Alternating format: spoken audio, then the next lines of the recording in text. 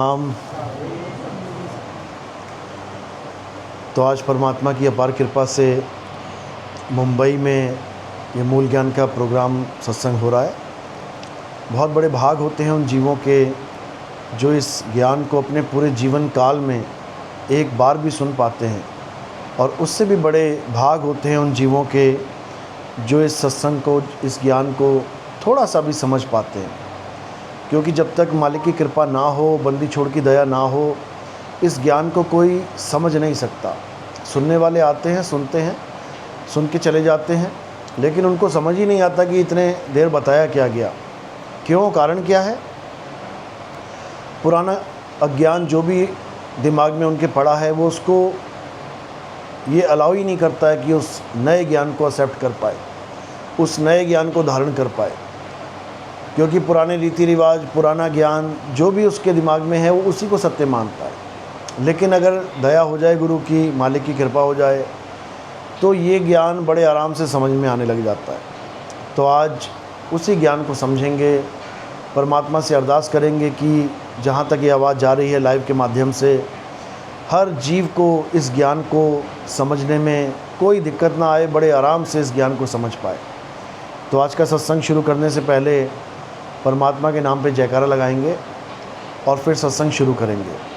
बोलिए परमपिता परमात्मा की, सदगुरु बंदी छोड़ कबीर साहिब की, सभी संतों की, सभी भक्तों की, सदगुरु मदन पति साहिब की, दीवान जौहर पति साहिब की, सदगुरु राम सेवक साहिब की, सदगुरु वैरागपति साहिब की, कलीनपुर धाम की, सभी हंसों की, आज के आनंद की, इस गांव नगर बस्ती की सकल हंस को बंदगी, साहेब बंदगी सतनाम। तो ये जो ज्ञान है, इसको आत्मज्ञान कहते हैं। और आत्मज्ञान का मतलब क्या है, आज इसको अच्छे से समझना है। आत्मज्ञान का मतलब ये बिल्कुल नहीं है कि हम किसी और का नाम जपें। आत्मज्ञान का मतलब ये बिल्कुल नहीं है कि हम किसी और की पूजा करें। आत्मज्ञान का मतलब ये बिल्कुल नहीं है कि हम अलग अलग नदियों में, अलग अलग पर्वतों में परिक्रमा करें जाएं, वहाँ पे नहाएं धोएं। आत्मज्ञान का मतलब ये भी बिल्कुल नहीं है कि हम अपने शरीर की तरफ देखते रहें। आत्मज्ञान का मतलब ये भी नहीं है कि हम अपने मन की तरफ देखें या इस माया को देखें। आत्मज्ञान का मतलब है कि जितने भी नाम मैंने लिए हैं, इन सबको छोड़ दें। आत्मज्ञान का मतलब है कि आत्मा के अलावा और किसी की बात आपने करनी ही नहीं है। ये तन, मन, माया, ये 3 गुण, 5 तत्व, 25 प्रकृति, ये जगत, ये सब माया का खेल है। ये सब तुम्हें आत्मज्ञान से दूर करने का कारण बनता है। तो क्या करना है, इन सब को त्याग देना है। ठीक है, शुरुआत में आपने पूजा पाठ करा, हवन यज्ञ किया, आपने मंदिर मस्जिद गुरुद्वारों में गए, बहुत कुछ किया, ठीक है, उसका भी अच्छा एक्सपीरियंस है, अपने पास रखो, लेकिन उसको अंत मत समझो। ये अंत नहीं है। शुरुआत में आप LKG, UKG, नर्सरी में पढ़े, अच्छी बात है, कुछ नहीं से कुछ भला, लेकिन इसको अंत मत समझो कि तुम्हारा जन्म नर्सरी में पढ़ने के लिए हुआ था, तुम्हारा जन्म LKG, UKG के लिए हुआ है। हमें PhD तक जाना है, यानी हमें धुर तक जाना है, लास्ट तक जाना है, अपने असली घर तक जाना है, असली मंजिल तक जाना है। और वो असली घर, असली मंजिल क्या है, कहाँ है, वो तब समझ में आता है जब हम आत्मज्ञान को जान लेते हैं। तो आत्मज्ञान क्या है, अपने सत्य स्वरूप को जानना, इसको आत्मज्ञान कहते हैं। ये जीव ज्ञान नहीं है। कई लोग सोचते हैं कि आत्मा और जीव एक है, कभी नहीं है, कभी नहीं है। अगर आत्मा और जीव पर्यायवाची होते तो जीव आत्मा बोलने की ज़रूरत ही नहीं थी। दोनों शब्दों को एक साथ कैसे बोला जाएगा। जल और पानी, जल और वाटर, जल और नीर, ये सब पर्यायवाची नाम हैं। तो 2 पर्यायवाची नामों को एक साथ नहीं बोला जाता कि आपको क्या चाहिए, मुझे पानी वाटर चाहिए, आपको क्या चाहिए, मुझे वाटर जल चाहिए। 2 शब्दों को एक साथ नहीं बोला जाता। अगर हम कह रहे हैं जीव आत्मा, तो इसका मतलब जीव अलग चीज़ है और आत्मा अलग चीज़ है। लेकिन जब हम इसको दोनों को जोड़ देते हैं तो बन जाता है जीवात्मा। इसी प्रकार परम आत्मा, परम अलग चीज़ है और आत्मा अलग चीज़ है। लेकिन जब दोनों को जोड़ देते हैं तो बन जाता है परमात्मा। अब अगर दोनों में से आत्मा हटा दिया जाए तो क्या बचा? जीव और परम। अब ये दोनों अवस्थाओं के नाम हैं। किसकी अवस्था? आत्मा की अवस्था। बस इतना समझना है। जब हम कहते हैं जीवात्मा तब समझ जाओ कि ये अज्ञान अवस्था का नाम है, और जब हम कहते हैं परमात्मा तब समझ जाओ कि ये परम पद यानी उस उच्चतम अवस्था का नाम है। परमात्मा कोई आदमी नहीं है कि तुम्हारे सामने खड़ा हो जाएगा आके। परमात्मा एक पद का नाम है, परम पद, जिसके लिए कबीर साहब कहते हैं धर्मदास ये जग बौराना, कोई न जाने पद निर्वाणा। पद, ये एक पद यानी एक अवस्था है। उस पद तक किसको पहुंचना है? सब जीवों को पहुंचना है। धर्मदास ये जग बौराना, बौराना क्यों बोला? क्योंकि ये किसी और परमात्मा को ढूंढ रहा है कि कोई और परमात्मा आएगा, मुझे मिलेगा, मैं उसके दर्शन करूंगा, मेरी मुक्ति हो जाएगी। जबकि ऐसा कोई परमात्मा नहीं है। ऐसा कोई परमात्मा नहीं है जो तुम्हें सीधे मुक्ति प्रदान कर दे। वरना इतने दिनों से क्या कर रहा है परमात्मा? युगों युग बीत गए, जन्मों जन्म बीत गए, परमात्मा परमात्मा करते लोग मर गए। पता नहीं कैसा निर्दयी परमात्मा है जो आता ही नहीं है। परमात्मा ऐसा नहीं है जैसा बना दिया गया है। परमात्मा परम पद को कहते हैं। और तुम कौन से पद में विराजमान हो? अभी जीवात्म पद में जीव बने बैठे हैं हम लोग। तो क्या होगा? एक गुरु आएगा जो तुम्हें जीव से पीव होने का रास्ता बता देगा, और कुछ नहीं करना है। कोटि तो ब्रह्मा भये, गलत भक्ति करी तो ब्रह्मा बन गए। ये ब्रह्मा भी एक पद है। कभी ये गलत फहमी में मत रहना कि ब्रह्मा एक ही है। विष्णु भी एक पद है, शिव भी एक पद है, इंद्र भी एक पद है। हजारों इंद्र बन सकते हैं। इंद्र एक पद है। जिस सिंहासन पे इंद्र बैठा है, जब नीचे कोई भक्ति करता है तो उसका सिंहासन हिलने लग जाता है। क्यों हिलने लग जाता है? क्योंकि अब उसको उतरना पड़ेगा सिंहासन से। अब वो इंद्र नहीं रहा। अब कौन इंद्र बन जाएगा? जो नीचे भक्ति कर रहा है धरती पे। तो इंद्र क्या करता था? अप्सराएं भेज देता था। क्यों? ताकि इसकी भक्ति खंडित हो जाए और मेरा पद मेरे तक ही रह जाए। यानी आम नेताओं को छोड़ो, देवी देवताओं को भी कुर्सियों के लाले पड़े हुए हैं। कब किसकी कुर्सी छिन जाए। जिनको हम सोचते हैं देवी देवता तो बहुत बड़ी चीज़ है, वो भी अपनी सीट बचा रहे हैं, समझो। तो यहाँ पे अगर सीट चाहिए तो जनता का मत चाहिए, और वहाँ पर सीट चाहिए तो तुम्हें उतनी भक्ति करनी पड़ेगी, तपस्या करनी पड़ेगी। इसीलिए बोला तपो राज राजो नरकम। तपस्या करने से राज मिलता है। कौन सा राज मिलेगा? इंद्र बन जाओगे, गजेंद्र बन जाओगे, बड़े बड़े राजा महाराजा बन जाओगे। उसके बाद भोग विलास में पड़ोगे, फिर कहाँ जाओगे? नरक में चले जाओगे। तो इनडायरेक्टली जप और तप तुम्हें कहाँ लेके जाते हैं? नरकों में लेके जाते हैं। तुम्हारी बुद्धि काम करना ही बंद हो जाएगी जब तुम राजा बन जाओगे। तुम्हें लगेगा मैं तो राजा ही हूँ। बस यहीं पर माया अटैक कर देगी और तुम्हें दुष्कर्म करवा के तुमसे तुम्हारे कर्म खराब करके तुम्हें नरकों में ले जाएगी। इसलिए जप और तप करने वाले कहाँ जाते हैं? नरकों में जाते हैं। इसीलिए कबीर साहब जप और तप का खंडन कर देते हैं। इसीलिए कबीर साहब जप और तप को ख़त्म करवा देते हैं। नाम है जप में, नाम है तप में। केवल कबीर साहब ही हैं जो तुम्हारा जप और तप ख़त्म करवा सकते हैं। नहीं तो तुम भगवान की भक्ति में जप और तप के अलावा कुछ कर ही नहीं सकते। सबकी बुद्धि लॉक कर रखी है काल भगवान ने। छोटे से छोटा बाबा और बड़े से बड़ा बाबा क्या करवा रहा है? जप तप ही करवा रहा है। जिसका एक चेला है और जिसके 1 अरब चेले हैं, क्या करवा रहा है? ये जप तप ही करवा रहा है।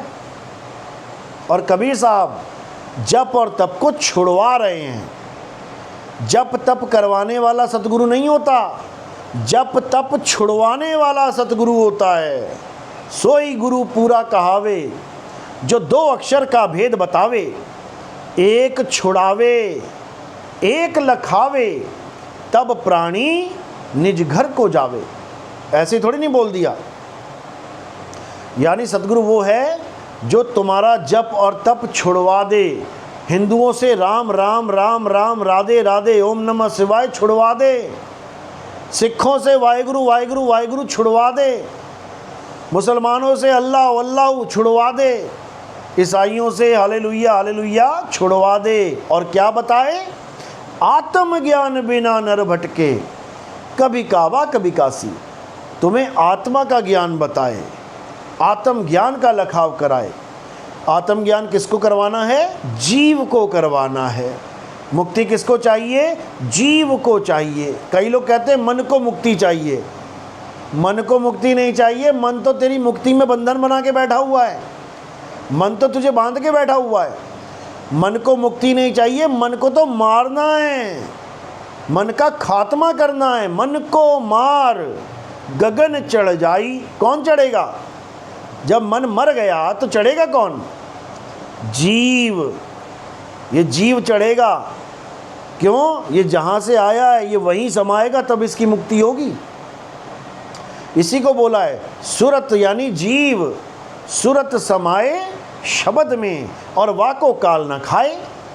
जब मन मर गया तो खाएगा कैसे? अगर जिंदा होता पक्का खा लेगा। जिंदा ही किसी को खा सकता है, मरा हुआ क्या खाएगा? तो सारी दुनिया को ये मन ही खाता है। मन ही काल निरंजन है, मन ही देव निरंजन है, और सारी सृष्टि का आहार करता है ये, क्योंकि सृष्टि बनाई भी इसी ने है। सारी सृष्टि को यही पैदा करता है और यही उसका विनाश करता है। इसका केवल एक रूप नहीं है कि तुम एक रूप में पहचान जाओ इसको, इसके अनंत रूप है, अनंत। हाथी में हाथी बन बैठा, चींटी में बना चींटी तू। ये हाथियों के साथ हाथी बन के घूम रहा है, चींटियों के साथ चींटी बन के घूम रहा है। हर रूप में इसी का रूप है। जो अर्जुन को इतने रूप दिखाए विराट रूप में, सब रूप किसके हैं? काल के ही हैं।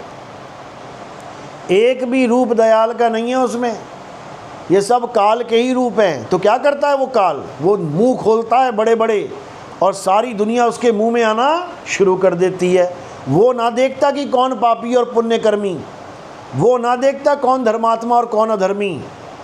अर्जुन गवाही दे रहा है कि महाराज आपके बड़े बड़े जबड़े खुले और सारी दुनिया के जीव उसमें जाने लगे। कौरवों की सेना तो गई गई, हमारे भी प्रमुख योद्धा, बड़े बड़े योद्धा सब आपके मुंह में जा रहे हैं। तो बताओ धर्म की स्थापना कैसे करेंगे? धर्मी वालों को मार के, धर्म वालों को, सबको मारेगा ये काल भगवान, किसी को नहीं छोड़ेगा। लेकिन इससे बचने का एक तरीका है, और वो तरीका क्या है?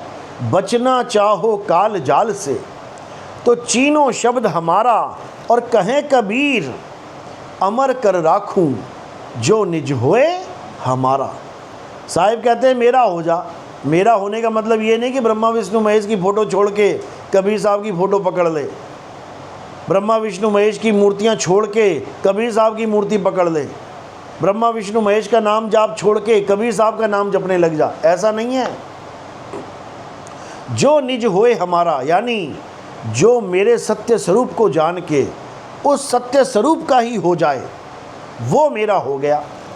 क्योंकि कबीर साहब का स्वरूप ये देह स्वरूप नहीं है। कबीर साहब ये खाल बाल नहीं है, ये हाथ पैर आँख नाक नहीं है। कबीर साहब क्या हैं? वाणियों में समझा रहे हैं। हम हैं शब्द शब्द हम माही, हमसे भिन्न और कछु नाही, शब्द न बिन से देही, और कहें कबीर हम शब्द स्नेही। एक ही लाइन में समझा दिया कि अगर मुझे जानना चाहते हो तो मेरे असली स्वरूप को जानो। वो क्या है? शब्द स्वरूप। इसी को सब संतों ने शब्द गुरु बोला, इसी को शब्द स्वरूपी राम बोला, इसी को शब्द परमात्मा बोला। ये शब्द वो शब्द नहीं है हिंदी का, उर्दू का, पंजाबी का, फारसी का। लोग इसमें बड़े कंफ्यूज हैं। बाणी रोज गा रहे हैं, हम हैं शब्द शब्द हम माही, हमसे भिन्न और कछु नाही। और कौन से शब्द पकड़ के बैठे हैं? ओम कलियम हरियम शरियम, ओम सत्य कबीर, ओम सत्य कबीर। ये सब अज्ञान है। शब्द का मतलब क्या होता है? शब्द का मतलब होता है आवाज़। हमारी पहचान क्या है? आवाज़। कौन सी आवाज़? अखंड आवाज़। एक खंडित आवाज़ है जो हमारे गले से निकल रही है, कुछ देर निकलती है फिर शांत हो जाती है, फिर निकली फिर शांत हो गई। लेकिन एक ऐसी आवाज़ है, एक ऐसा शब्द है जो निरंतर हो रहा है, निरंतर। निरंतर मतलब जिसमें कोई अंतराल ना हो, गैप ना हो, इसी को शब्द गुरु कहते हैं। कबीर साहब की वाणी है, संतो सहज समाधि भली है, गुरु प्रताप जिस दिन से जगी है, दिन दिन अधिक चली है। तो कह रहे हैं आँख न मूंदो कान न रूंदो और तनिक कष्ट मत धारो। आज बड़े बड़े पंथ क्या करवा रहे हैं? आंखें बंद कर लो, कान बंद कर लो, बैठ जाओ। आप तो सब राधा स्वामी हैं ना, A to Z जितने भी हैं, यही बताया गया। आंखें बंद कर लो, त्रिकुटी में ध्यान लगाओ, कानों में उंगलियां डाल लो, अंगूठे डाल के अंदर की आवाज़ सुनो। नहीं सुनना है, नहीं करना ये काम। कह रहे हैं आँख ना मूंदो, आँख बंद करने की जरूरत ही नहीं है। क्यों? कारण क्या है? क्योंकि जैसे ही तुम आँख बंद करोगे तो क्या आ जाएगा सामने? अंधेरा। अब अंधेरा का जो नाम रख दिया गया वो क्या है? काल, अंधकार, अज्ञान। अब इसी में अगर एक प्रकाश आ जाए तो उसको क्या नाम दे दिया इन लोगों ने? ज्ञान, उजियाला, भगवान, परमात्मा। बस यही कन्फ्यूज़न है। कबीर साहब कह रहे हैं अंधेरे में दिया जल जाए तो उसकी आस लग जाती है कि अंधकार दूर हो गया, लेकिन वो ज्ञान अंधकार को, अज्ञान अंधकार को दूर नहीं कर रहा है, वो दुनियावी अंधकार को दूर कर रहा है। अभी यहाँ पे अंधेरा है, उसमें एक दिया जला दो तो क्या दूर हुआ? दुनियावी अंधकार। उस दिया जलाने से तुम ज्ञानी थोड़ी नहीं हो जाओगे कि तुम ज्ञानी हो गए। ये दुनियावी अंधकार है। और एक होता है अज्ञान रूपी अंधकार को दूर करना, ज्ञान की ज्योत जलाना। वो प्रकाश वाली ज्योत नहीं है, वो ज्ञान की ज्योत है जो कबीर साहब जलाते हैं। गु कहिए अंधकार और रू कहिए प्रकाश। अब यहाँ पर गुरु शब्द का जब व्याख्या कबीर साहब ने करी तो वो अज्ञान से ज्ञान की तरफ जाने की बात करी। लेकिन इन अज्ञानियों ने क्या कर दिया कि आंखें बंद करो, देखो अंधकार है, ये गु है, और जैसी ज्योत जल गई ये रू है। यानी अंधकार से प्रकाश हो गया तो तुम्हें गुरु मिल गया। ये महाअज्ञान है। कबीर साहब इसका खेल ही ख़त्म कर देते हैं। कह रहे हैं आँख ना मूंदो कान ना रूंदो और तनिक कष्ट मत धारो। तो करें क्या? खुले नयन पहचानो हंस हंस, सुंदर रूप निहारो। यानी परमात्मा को कैसे जानना है? खुले नयन, आंखें खुली होंगी और पहचान चल रही होगी। पहचान रहे होगे तुम आंखें खोल के। अब पहचानोगे किसे? जब आंखें बंद ही नहीं करी तो पहचानोगे किसे? अगली लाइन में समझा रहे हैं, शब्द निरंतर से मन लागा, मलिन वासना त्यागी, और उठत बैठत कबहू न छूटे, ऐसी ताड़ी लागी। कह रहे हैं शब्द निरंतर से मन लागा। इन शब्दों से मन नहीं लगाना। 5 नाम, 7 नाम, 10 नाम, इनके बीच में अंतराल है, ये रुक जाते हैं। जैसे ज्योत निरंजन खत्म हो गया, रुकना पड़ गया। ओंकार खत्म हो गया, रुकना पड़ गया। रारंकार खत्म हो गया, रुकना पड़ गया। सोहंग खत्म हो गया, रुकना पड़ गया। सतनाम खत्म हो गया, रुकना पड़ गया। अब फिर एक से चालू हो गए, ज्योत निरंजन ओंकार आरकर सोहंग सतनाम, ज्योत निरंजन। ये सब अज्ञान है। इन नामों से मन नहीं लगाना और ना ही उस अनहद नाद से मन लगाना जो ख़त्म हो जाती है। कहते हैं पहली रूहानी मंडल में शंख बजेगा, ख़त्म हो गया, दूसरी पे जाके अब किसी और से मन लगाना पड़ रहा है। बांसुरी बजेगी, फिर वो ख़त्म हो गई। सारंगी बजेगी, वो ख़त्म हो गई। बीणा बजेगी, वो ख़त्म। ये सब ख़त्म हो रहे हैं। और जो चीज़ ख़त्म हो रही है और शुरू हो रही है वो परम ज्ञान नहीं है। वो परमात्मा का स्वरूप नहीं है। कबीर साहब किसकी बात कर रहे हैं? शब्द निरंतर से मन लागा, यानी एक ऐसा शब्द है जो सदा सदा से हो रहा है, उसका कोई आदि और अंत नहीं है, उसकी कोई शुरुआत नहीं है, उसका कहीं खात्मा नहीं है। उस शब्द से जब हम जुड़ जाएंगे तब समझो कि अब हमारा जन्म मरण का चक्कर खत्म होगा, अन्यथा नहीं हो सकता, कोई जितना मर्जी जोर लगा ले। इसी को साहिब ने कहा, शब्द निरंतर से मन लागा और मलिन वासना त्यागी, उठत बैठत कबहू ना छूटे, ऐसी ताड़ी लागी। यानी 24 घंटे आप उसके साथ जुड़ने की कोशिश करना, और जब वो एक बार आ जाएगा फिर आप हमेशा उसकी याद में रखना, यानी उसको बिसारना नहीं है, कभी लगातार चलना चाहिए उसका सिमरन। तो इसी को कबीर साहब ने समझाया, लेकिन ये मूर्ख जीव समझ नहीं पाया और कहाँ फंस गया? इस ज्योत निरंजन ओंकार के जाप में, राम राम के जाप में, अल्लाह वाहिगुरु के जाप में। गरीबदास जी महाराज ने तो यहाँ तक कह दिया कि जहाँ की देख कबीर की और नानक कीती वाह, और वह सिखन के गल पड़ी कौन छुड़ावेता। यानी हर धर्म का इंसान ठीक है, परमात्मा का, अल्लाह का, वाहिगुरु का एक नाम होना ही चाहिए। अब हमें नाम ही ना पता हो वस्तु का तो हम मांगेंगे क्या किसी से? एक नाम तो होना ही चाहिए, लेकिन उसका जाप नहीं चाहिए। परमात्मा को कैसे पुकारेंगे? परमात्मा नाम ही एक रख दिया उसका, परमात्मा। अब इसका मतलब ये नहीं उसका जाप करे परमात्मा परमात्मा परमात्मा, नहीं, ये तो उसको एक पहचान दी गई है कि हमारी मुक्ति कैसे होगी? परमात्मा को पाके। हमारी मुक्ति कैसे होगी? अल्लाह को पाके। हमारी मुक्ति कैसे होगी? वाहिगुरु को पाके। हमारी मुक्ति कैसे होगी? यहोवा को पाके। लेकिन हम लोग क्या कर बैठे? हम लोग उन नामों को मिसयूज़ करके बैठ गए। मिसयूज़ यानी उसका काम कुछ और था और हम करने कुछ और लगे। जैसे पानी का नाम पानी रखा गया, क्यों?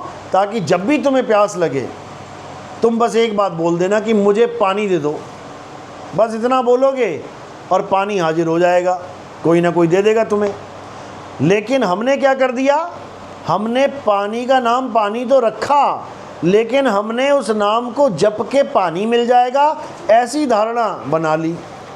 अब ऐसी धारणा बना ली तो यही अज्ञान बन गया। यानी चाहिए तो पानी ही, लेकिन पानी का नाम ही अड़चन बन गया पानी पीने में, क्योंकि जपने लग गए हम उसको। तो कबीर साहब ने कहा जपना नहीं है, उसको ढूंढना है, उसको खोजना है। मोको कहाँ ढूंढे रे बंदे, मैं तो तेरे पास में। यानी अगर तुम नाम जपने लग गए तो जो वस्तु तुम्हारे पास है तुम उसको भी नहीं ढूंढ पाओगे। ये रुमाल मेरे पास पड़ा है, ये पीछे पड़ा है मेरे बिल्कुल पास। अब दो ऑप्शन है मेरे पास, या तो मैं पीछे घूम के रुमाल उठा लूँ, या फिर मैं आँख बंद करके रुमाल रुमाल रुमाल जपने लग जाऊँ। बस दो ही ऑप्शन है, तीसरी कुछ नहीं है। या तो मैं ढूंढूं या मैं जपूं। अब जो विवेकी इंसान होगा वो कभी जपेगा नहीं, क्योंकि उसको पता है वस्तु मेरे पास में है, मुझे ढूंढना है। मोबाइल कहीं रख के भूल गए या किसी और ने कहीं रख दिया तो क्या करते हो? ढूंढते हो कहाँ है कहाँ है कहाँ है, ना कि आंखें बंद करके मोबाइल मोबाइल जपोगे। बस दो ही चीज़ें हैं, दो प्रकार के गुरु हैं। एक आएगा नाम जपवाने वाला कि राधे राधे जप लो, राम राम जप लो, अल्लाह अल्लाह जप लो, वाहिगुरु वाहिगुरु जप लो।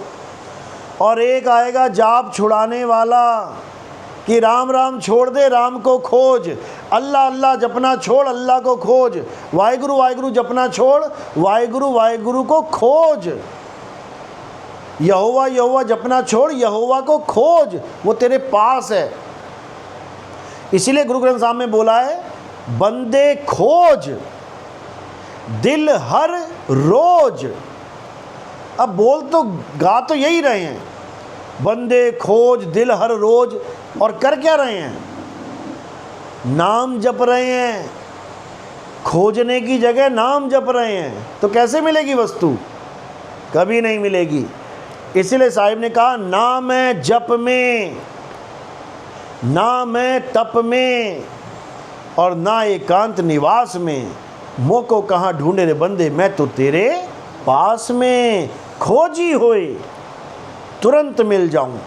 कहते इतनी लंबी कहानी नहीं है कि परमात्मा 16,000 लाख करोड़ किलोमीटर दूर बैठा है, ऐसा कुछ नहीं है। वो कितनी पास है? जितनी पास फूल से उसकी सुगंध है, जितनी पास तिल से उसका तेल है, जितनी पास चकमक में आग है, इतना पास है। लेकिन किसी को समझ में नहीं आ रहा। तो कह रहे हैं ज्यों तिल माही तेल है और ज्यों चकमक में आग, तेरा साईं तुझ में है और जाग सके तो जाग। कुछ नहीं करना है, बस भेदी गुरु चाहिए जो हमारी खोई वस्तु को हमें लखा दे। एक छुड़ाए जाप छुड़ाए, एक लखाए शब्द लखाए, यानी हमें हमारा स्वरूप लखाए, तब प्राणी निज घर को जाए। तब हम इस जन्म मरण से पार हो जाएंगे और अपने असली मालिक के घर पहुंच जाएंगे। अभी कहाँ रहते हैं? नकली मालिक के घर में। अब ये नकली मालिक कौन है? ये नकली मालिक है इस 3 लोक का मालिक, जिसका नाम है अलख निरंजन। ये 3 लोक का मालिक क्या करता है? ये हमें अपने लोक में तो रखता है, लेकिन हमें जन्म और मरण में उलझा के रखता है। ये हमें सुख और दुख में लपेटे में लेके रखता है। ये दुनिया बना के हमें कैदियों की तरह रखता है। ये जब चाहे किसी की भी मृत्यु कर देता है। इसको इससे कोई मतलब नहीं है कि कोई मंदिर में खड़ा है कि कोई कहाँ खड़ा है। मंदिरों में भी ये किसी का भी खेल ख़त्म कर देता है। इसको इससे कोई मतलब नहीं है कि कौन कितनी श्रद्धा से इसका नाम जप रहा है, कौन कितनी श्रद्धा से इसकी भक्ति कर रहा है। इसका एक ही काम है, सृष्टि को पैदा करना और सृष्टि का नाश करना।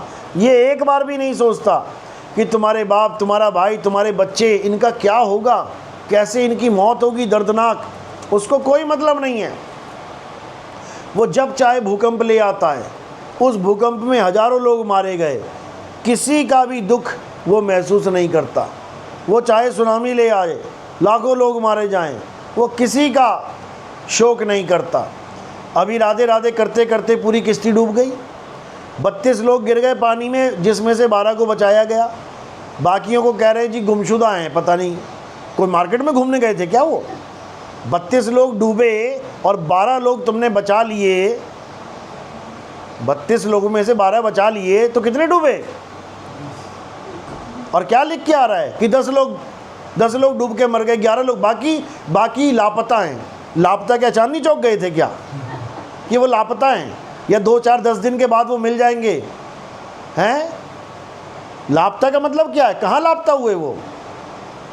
जो उस वक्त 12 लोग बच गए वही बचे हैं, बाकी लापता कहाँ हो गए? जमुना नदी में लापता हैं, जा 10 दिन के बाद लेके आओ उसको ढूंढ के। लाशें लापता हैं, बचे नहीं हैं, लेकिन कोई सच भी नहीं दिखा रहा है। ये सब क्यों? कि लोगों की श्रद्धा ना टूट जाए, भगवान से श्रद्धा ना टूट जाए। क्यों? धंधे बंद हो जाएंगे इनकी दुकानें बंद हो जाएंगी। जो डंके की चोट पे कहते नहीं थकते थे, एक बार राधा नाम लेने के बाद, एक बार हरे कृष्णा बोलने के बाद बड़े से बड़ा दुख खत्म हो जाता है, बड़े से बड़ी विपदा टल जाती है। ले विपदा आ गई, राधे राधे जपने के बाद विपदा आ गई। पहले विपदा नहीं थी, पहले तो बड़े आनंद में थे सारे। आई ना वीडियो, पहले सारे बैठे किश्ती में, क्या विपदा भैया? सब भजन गा रहे हैं, राधे राधे राधे राधे, ढोलकियाँ बजा रहे हैं। राधे राधे जपने के बाद विपदा आती है, पहले नहीं आई।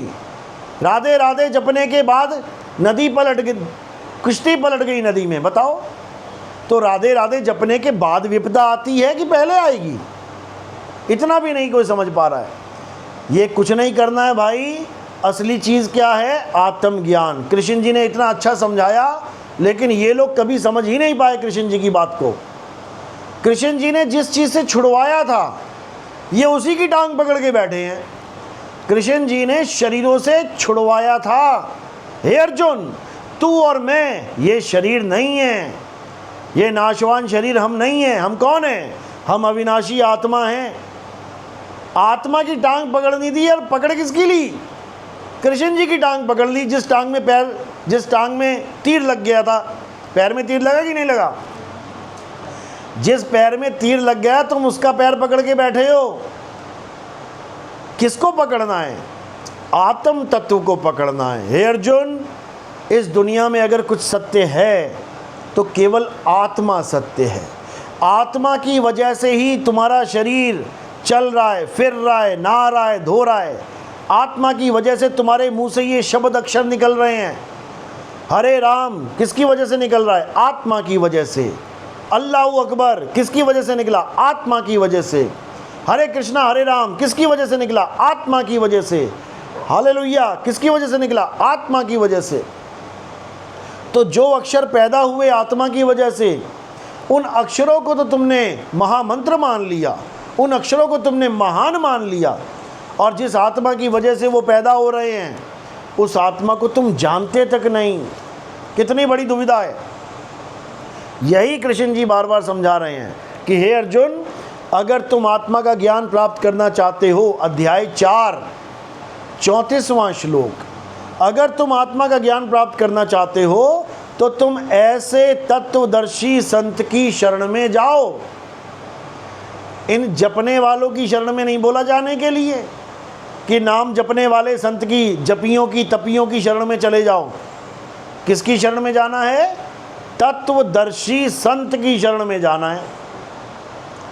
तत्वदर्शी संत का मतलब क्या होता है? जो तुम्हें दोनों प्रकार के तत्वों का ज्ञान करवा दे, असत्य तत्व और सत्य तत्व, दोनों का भेद बता दे।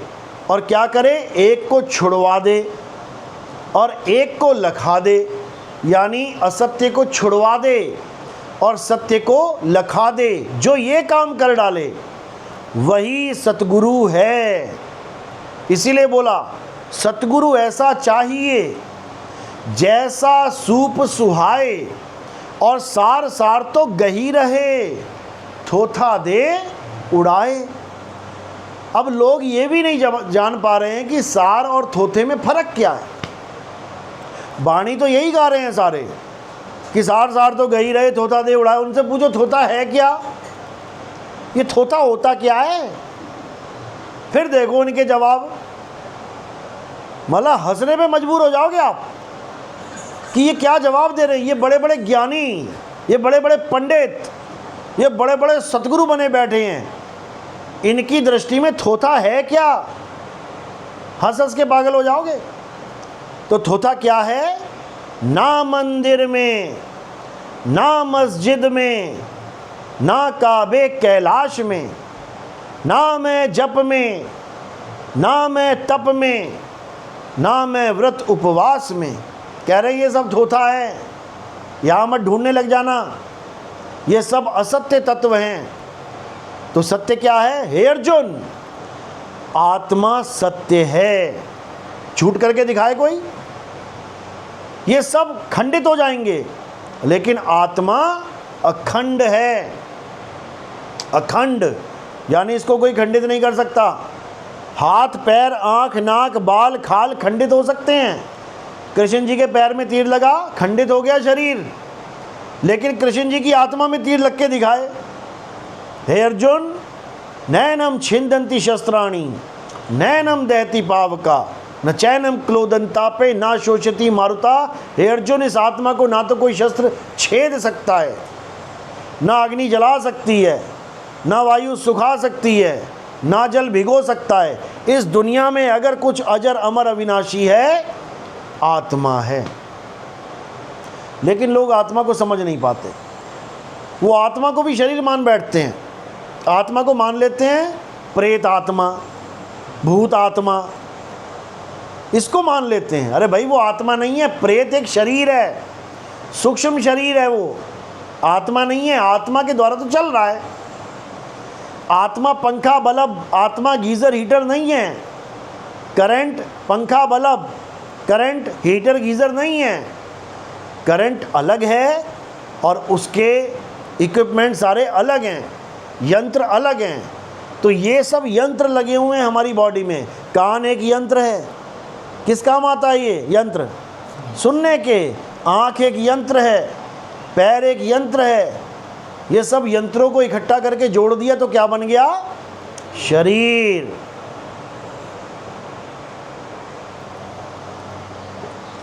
ये सारे यंत्र किसकी वजह से चलते हैं? आत्मा की वजह से। आत्मा नहीं है तो सारे यंत्र ऐसे पड़े हुए हैं। लाश, उसके लाश के कान में तुम बोल देना 1 करोड़ रुपए दूंगा, उठ जा, नहीं उठेगा। और कोई मरने का नाटक कर रहा है, उसके कान में कह दियो 1 करोड़ दूंगा, उठ जा, उसी वक्त उठ जाएगा। किसकी वजह से? आत्मा की वजह से। इसी को समझना है, इसी आत्मा का ज्ञान प्राप्त करना है। तो कौन ज्ञान प्राप्त करेगा? जीवात्मा। किसका ज्ञान प्राप्त करेगा? परम आत्मा। यानी कौन ज्ञान प्राप्त करेगा? चल आत्मा, जो चल रहा है। दिल्ली से मुंबई, मुंबई से पुणे, पुणे से कलकत्ता चल रहा है। और कहाँ चल रहा है? 84 में। एक शरीर को छोड़ के दूसरे शरीर में, दूसरा छोड़ के तीसरे में, तीसरा छोड़ के चौथे में, ये चल रहा है। कौन चल रहा है? जीवात्मा। किसको पाना है? परमात्मा। अब क्या परमात्मा भी चलता है? नहीं चलता है। परमात्मा नहीं चलता है। कहाँ लिखा है? गीता में लिखा है, अध्याय 2 24वां श्लोक। हे अर्जुन, आत्मा यानी वहाँ परमात्मा बोला जा रहा है, जीवात्मा नहीं। उसकी डेफिनेशन से पता लग जाएगा तुम्हें ये कौन सा है, कौन सी आत्मा आई है, जीवात्मा या परमात्मा। जैसे एक लड़का है जिसका नाम है दीपक मिश्रा और उसका बाप है, उसका नाम है सूर्य मिश्रा। अब दोनों मिश्रा जी हैं। जब दीपक मिश्रा का कोई दोस्त मिलेगा वो क्या कह रहे हैं? मिश्रा जी क्या हाल है।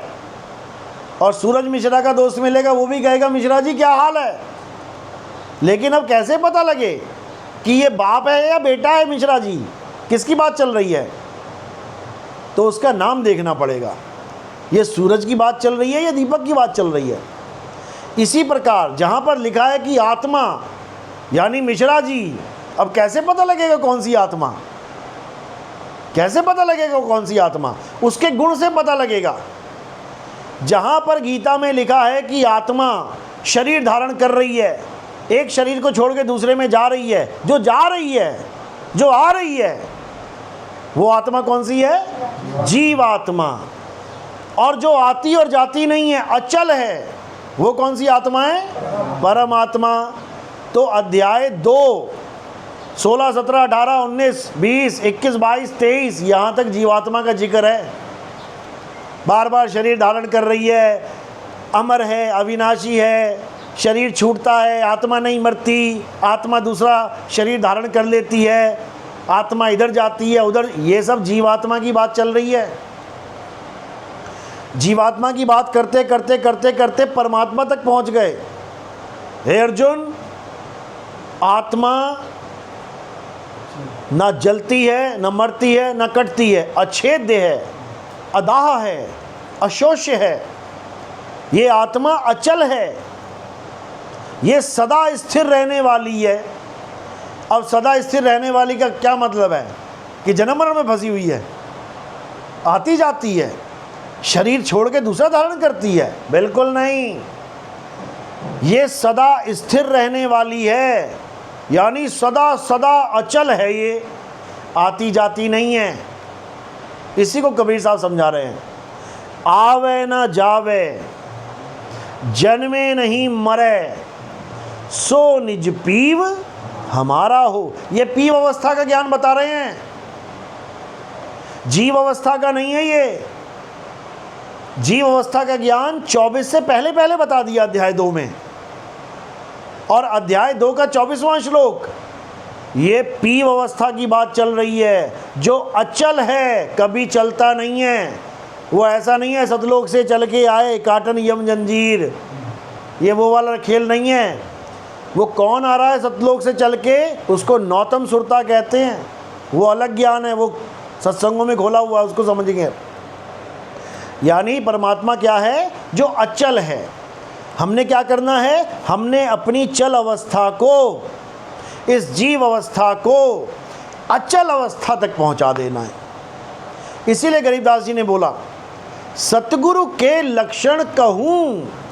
सतगुरु के लक्षण ये नहीं है कि ओम कलियम हरियम फरियम मरियम पता नहीं क्या क्या जपवा दिया। सतगुरु के लक्षण ये नहीं है। सतगुरु के लक्षण कहूँ अचल विहंगम चाल, यानी ऐसा गुरु तुम्हें मिल गया जो तुम्हारी चल अवस्था को अचल कर दे। अचल और कैसे करे? विहंगम चाल से। यानी जब तुम्हें नाम दीक्षा होगी, तुम्हें दूसरे नाम की दीक्षा जब होगी, पहला क्या होगा? बावन अक्षरी जो आज मिला आप लोग को। इसके बाद दूसरा जब नाम मिलेगा तब आपको अचल अवस्था का ज्ञान समझाया जाएगा कि अचल अवस्था कैसे बनेगी आपकी। तब आप 24 घंटे अचल में कैसे टिकना है, बस यही काम करोगे। इसको सिमरन कहते हैं। तुम बार बार उसको याद करोगे, तुम लगातार उसको याद करोगे। कौन याद कर रहा है? सूरत याद कर रही है। यानी जो चल रही है सूरत, उसको हम अचल तक पहुंचाएंगे। यानी एक लोहा जो भटक रहा है उसको बार बार याद कराएंगे कि चुंबक ऊपर है बेटा, इधर आ जा। बिल्कुल चुंबक के नीचे आना है, उसको याद कराते रहे। अभी कहाँ घूम रहा है? अभी साइड में घूम रहा है। चुंबक यहाँ लगी है और लोहा यहाँ घूम रहा है, तो चुंबक उसको नहीं खींचेगी। तो क्या याद दिलाना है लोहे को कि बेटा सेंटर में आ जा, सेंटर में आ जा। बस उसका यही काम है कि सेंटर में आ जा। और जैसे ही वो सेंटर में आ जाएगा तो कहते हैं ऐसे खींच लेगा वो तुम्हें। इसी को बोला है शब्द विहंगम चाल। सतगुरु के लक्षण कहूँ अचल विहंगम चाल, हम अमरापुर ले गए। यानी मैं यहाँ नहीं रहूँगा चल अवस्था में, मैं यहाँ नहीं रहूँगा 3 लोक में, मैं 3 लोक से परे चला जाऊँगा। हम अमरापुर ले गए ज्ञान शब्द सरघाल। ज्ञान शब्द, जाप शब्द नहीं, मंत्र शब्द नहीं। यानी मुझे शब्द का ज्ञान करवाया जाएगा, जपवाया नहीं जाएगा। वस्तु खो जाती है, उस वस्तु का ज्ञान करवाया जाता है। वो कहाँ पड़ी है, जपवाया नहीं जाता। इसको समझना पड़ेगा। तो कैसे पहुँचेंगे वहाँ तक? विहंगम चाल से, मंत्रों से नहीं। तो कबीर साहब समझा रहे हैं शब्द विहंगम चाल हमारी, और कहें कबीर सतगुर दई तारी। 3 लोक का दरवाज़ा कहाँ खुल रहा है? वहाँ पहुँच जाना है तुमने, और दरवाज़ा खोल के 3 लोक से परे हो जाना है। 3 लोक से परे क्या है? 3 लोक से परे शब्द गुरु है, उस शब्द में समा जाना है। तो कह रहे हैं शब्द विहंगम चाल हमारी, कहें कबीर सतगुर दई तारी। खुले कपाट, दरवाज़ा खुलेगा। अब ये दरवाज़ा है तुम्हारे घर का, किसी ने खटखटाया तो क्या करोगे तुम दरवाज़ा खोलोगे, और जैसे ही खोलोगे सामने एक आदमी खड़ा मिलेगा तुम्हें। यानी तुम्हारा लक्ष्य क्या है? उस आदमी तक पहुंचना, दरवाजे तक नहीं कि तुम कहो कि दरवाजे की भक्ति चल रही है। दरवाजे तो खोलना है, पहुंचना कहाँ है? जो दरवाजे के पार खड़ा है। तो पार जो खड़ा है वो कहाँ खड़ा है? अधर में खड़ा है। वो किसी के आधार पे नहीं खड़ा है, वो अधर में खड़ा है।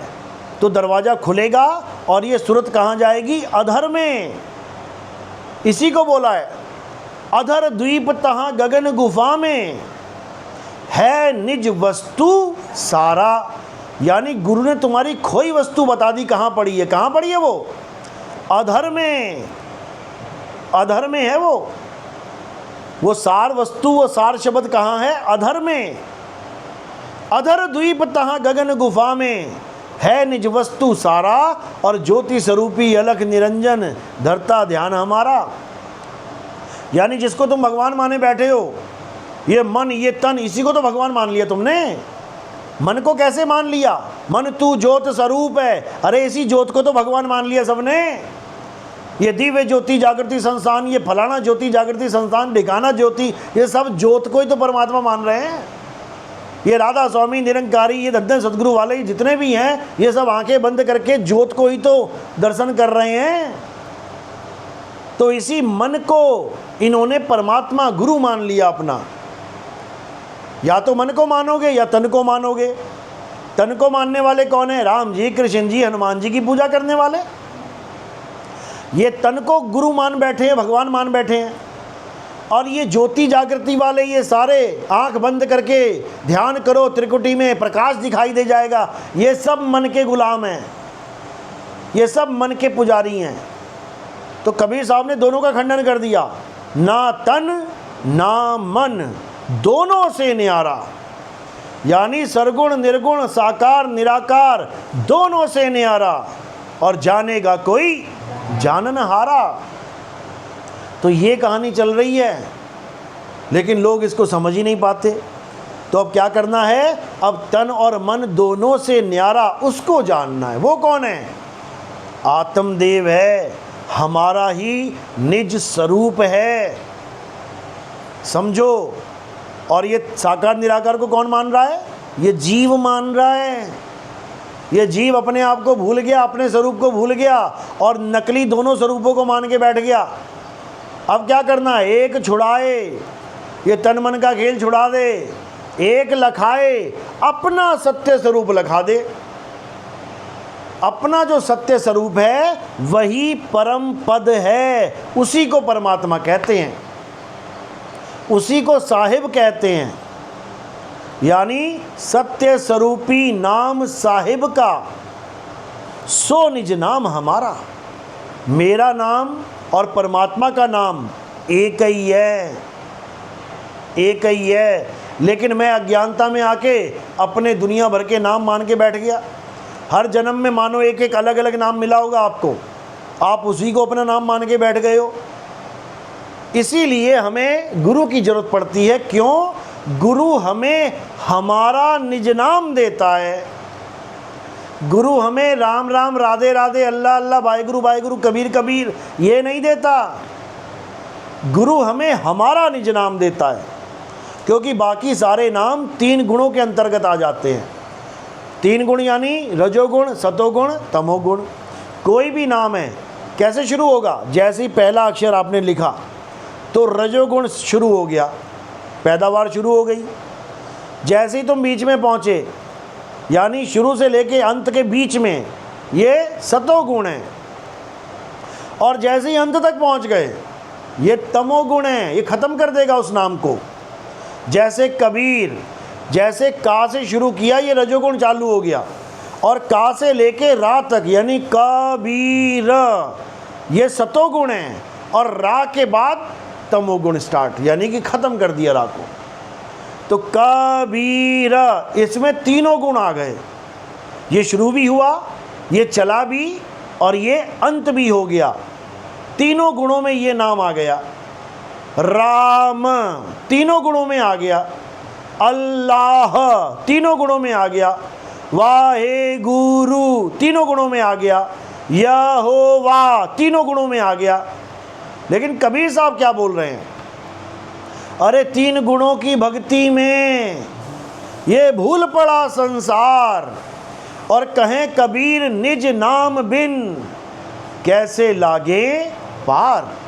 यानी तुझे अपना नाम जानना है, अपना सत्य स्वरूप जानना है, तब समझ कि तू 3 गुणों से न्यारा हो जाएगा, नहीं तो कोई न्यारा नहीं हो सकता। तो अब क्या करना है? अब 3 गुणों से ऊपर उठना है। यानी जो चीज़ बनती और बिगड़ जाती है, अब उससे अपना मोह नहीं लगाना है।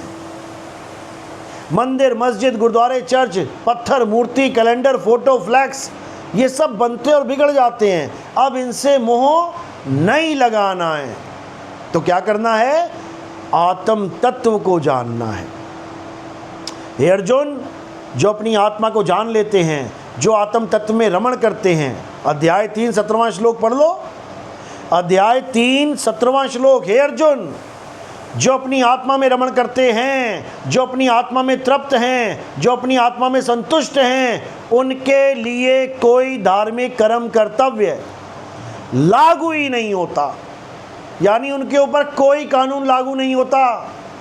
ना हिंदुओं का, ना मुसलमानों का, ना सिख का, ना ईसाई का, कोई लागू नहीं होता। बस एक ही काम करना है, आत्मा में रम जाना है। अब जब आत्मा में रमण करते हैं लोग, तो क्या होता है, सारे धर्म, सारी ज्ञान, सारा पाठ, ये सब छूट जाता है। तो लोग जो कम अकल के लोग होते हैं, अल्प बुद्धि, वो सोचते हैं ये लोग नास्तिक हो गए, कहते हैं तो हिंदू रहा ही नहीं। बिल्कुल सही बोलते हैं, वो हिंदू नहीं रहा। क्योंकि हिंदू कौन होता है? जो हिंदू देवी देवताओं की पूजा करे, वो हिंदू नहीं रहेगा। क्या हो जाएगा? वो सनातनी हो जाएगा। अब वो सनातनी हो गया। सनातनी का मतलब क्या होता है? जो सत्य सनातन को जान ले। और सत्य सनातन क्या है? हे अर्जुन, अचल आत्मा ही सत्य सनातन है। अध्याय 2 24वां श्लोक। ये अचल आत्मा ही सत्य सनातन है। तो फिर वो पक्का सनातनी हो जाता है। फिर वो किसी मंदिर, मस्जिद, गुरुद्वारे के चक्कर में नहीं पड़ता है। हाँ, शुरुआत वहीं से होती है, शुरुआत वहीं से होगी। कोई भी आदमी है, शुरुआत कहाँ से हुई उसकी? गर्भ से। गर्भ से ही तो हुई है शुरुआत। लेकिन अंत वो वहाँ नहीं होना चाहिए। शुरुआत LKG UKG से हो रही है, लेकिन अंत UKG LKG में नहीं होना चाहिए। अंत कहाँ हो? PhD में हो। तो ठीक है, शुरू में कृष्ण जी की पूजा करी, राम जी की पूजा करी।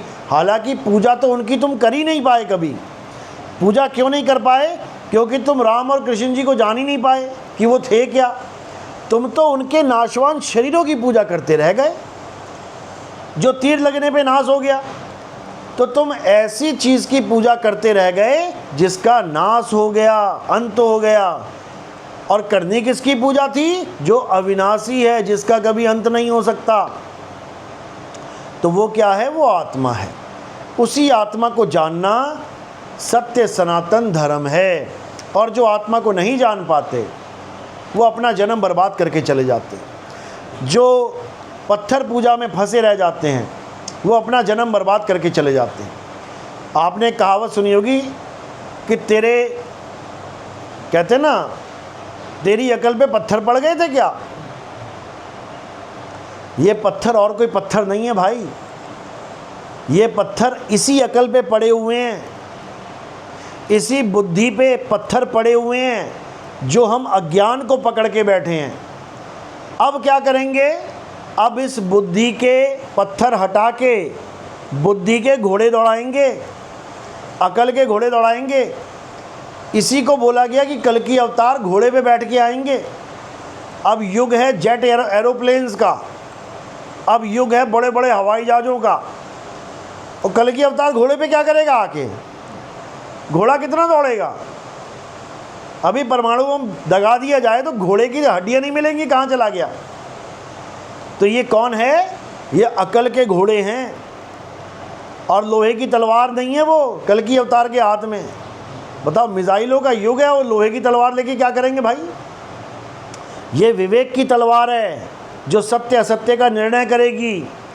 तो कल की अवतार भी कोई इंसान नहीं है, कोई आदमी नहीं है कि तुम किसी शरीर को कल की अवतार मान लो। कल्कि के नाम में ही उसका भेद छुपा हुआ है। कल्कि नाम का मतलब क्या है? उसका मतलब है कलंक से रहित, जिसमें कोई कलंक नहीं लग सकता। शरीरों में कलंक लग सकता है, आत्मा में कोई कलंक नहीं लग सकता। इसी को संतों ने कल्कि अवतार की जगह निहि कलंक राया, निहि कलंक अवतार बोल दिया। क्यों बोला? क्योंकि वो कलंक से रहित है, यानी वो आत्मा का अवतार है, वो आत्म ज्ञान का अवतार है, वो आत्म देव का अवतार है, वो शरीर का अवतार नहीं है। नहीं तो लोग पकड़ के ईसा मसीह की तरह टांग देंगे कल की अवतार को। कोई छू नहीं सकता कल की अवतार को, कोई पकड़ नहीं सकता कल की अवतार को, कोई जान नहीं सकता कल की अवतार को, जब तक वो खुद ना जनवा दे। जब तक वो खुद ना जनवा दे, तुम कभी जान ही नहीं सकते कल की अवतार कौन है। कहते सोई जाने जेहू देई जनाई, और जानत तुम ही होई जाई। कह रहे हैं वो पहचान पाएगा कल की अवतार को जिसको वो पहचान करने की ताकत दे दे, वो पहचानेगा उसको। ये सबके बस की बात नहीं है। इसीलिए नानक साहब ने भी बोला, क्या कह रहे हैं, रूप न रेख न रंग प्रभु तीन गुणों से भिन्न।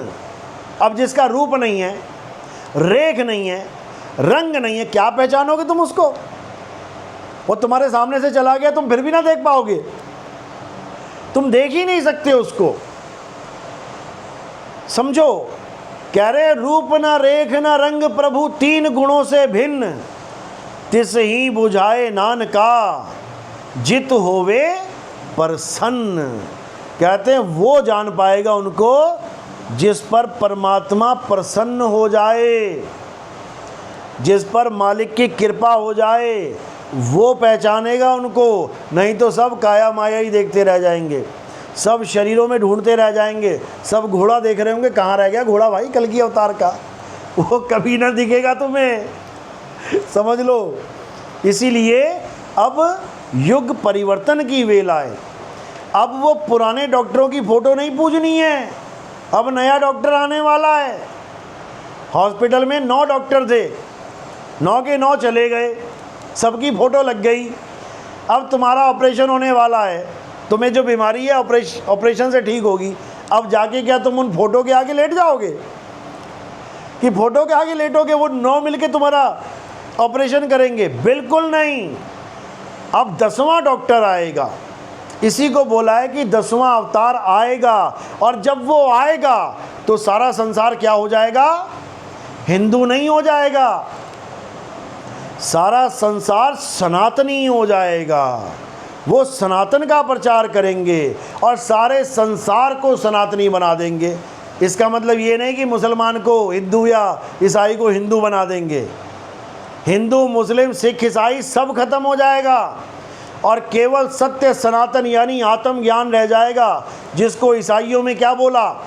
The Holi spirit. अब होली स्पिरिट का मतलब क्या है? पवित्र आत्मा। अब अपवित्र आत्मा क्या है? जीवात्मा, जो अज्ञानता में फंसी है। और पवित्र आत्मा क्या है? जो ज्ञान में है। इसी को मुसलमानों में बोला अनल हक, यानी मैं ही सत्य हूं। अब वो क्या सत्य है? आत्मा ही सत्य है और आत्मा के अलावा सब झूठ है।